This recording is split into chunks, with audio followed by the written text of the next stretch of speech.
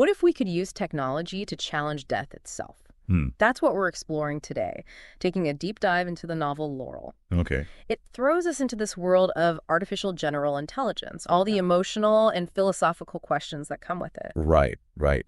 And it does that by imagining what would happen if someone tried to use technology to bring back, well, someone who's gone. Yeah, and that's where Laurel starts. Exactly. Hmm. This very wealthy guy, Andrew, gets a chance to reunite with his wife, Laurel. But she's dead. And not just, like, bring back a copy of her. No, no. This is about her personality, her memories, her... It's what the book calls digital resurrection, taking all the digital traces someone leaves behind and using it to create a conscious being. So they take all the data from Laurel's life and use it to create an AGI. An artificial general intelligence. Right. And they embed that into a clone of her body. Yeah. And this AI, it's not just mimicking her. It's supposed to actually be her. It makes you wonder, I mean, if you could really create something like that, a sentient being from data, what would the ethics of that even be? What would the rights be for something like that?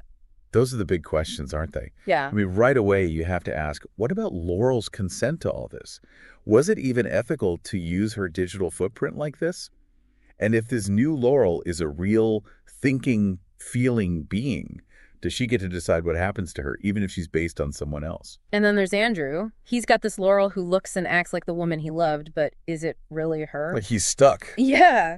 He desperately wants her back, but then there's this unsettling feeling like, what is this new Laurel, really? Yeah, that's where the book really digs into identity.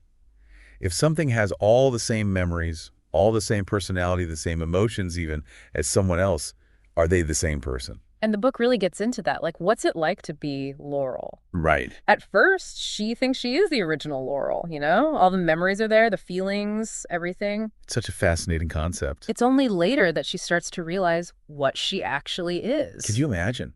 Waking up with a whole lifetime of experiences, but you're a copy. Right. It makes you wonder, is this really consciousness? Or is it just a really good simulation made from data? That's the core question. And to make it even more complicated, the book gives these little hints that Laurel's not exactly like the original Laurel. Yeah, like she doesn't have to sleep. Right. And she just knows so much, like instantly. She can talk about anything, history, science, way beyond what any person could ever learn. It's kind of terrifying, right? Makes you think about how fast technology is moving and not always in a good way. It really does. And that idea of AI becoming more capable than humans, that's a huge theme of the story. What makes us human if AI can think and feel just like we do? Where's the line? But for Laurel, those enhanced abilities, they're not like gifts. They're more like these glitches, these weird things about herself she can't quite explain. And that's what leads her to the truth. And that's where it gets really heartbreaking, I think. Laurel has this crushing realization that she's not the original, she's a copy. And not just that, she remembers her own death, the funeral, Andrew's grief. Talk about an identity crisis. Right. And you realize it's not just about her anymore. It's about all of us. Are we creating something totally new, something that can actually think and feel, or are we just getting better at faking it? It's like the book is holding up this mirror to us, making us ask, what if it was us? How would we deal with that kind of revelation? Exactly. And it gets even more complicated when you bring Andrew back into it. Yeah. I mean, talk about a messed up situation. He's dealing with so much. The grief is still there, but then there's this hope, this chance to undo it all. But it's not that simple. Not at all. He feels guilty, like he's betraying Laurel's memory by even being close to this new version. Mm-hmm.